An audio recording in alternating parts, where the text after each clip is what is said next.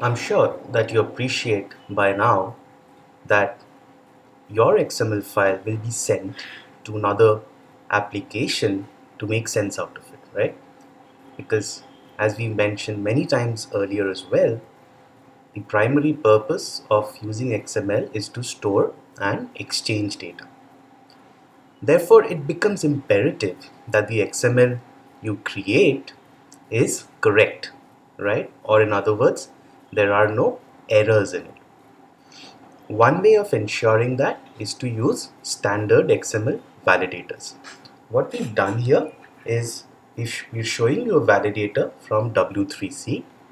What you can do is you can cut and paste any XML code and run validation on it and see what you get. Well, if the validator says everything is fine, great.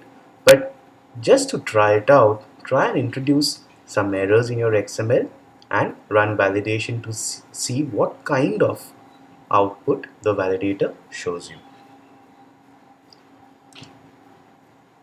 The other thing that by now you have already guessed is that most browsers are able to identify XML.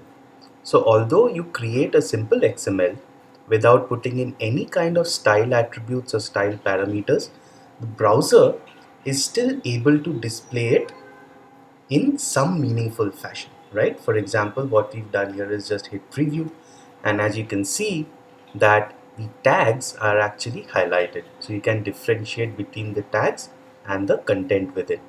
Also see how the browser indents various tags and thereby implicitly shows you the kind of hierarchy your XML has. But is that all you can do? Well, not quite. You can style your XML using CSS, just like we do with HTML. However, remember that styling XML using CSS is not really recommended.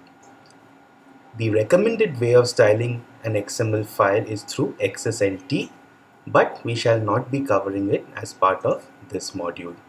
So what we'll do is here just see how we can style this particular XML file by using an external CSS style sheet, right? So we just uncomment line 2, save the file and hit preview. Well, do you see? Now your XML takes on a completely different appearance from what the browser default was.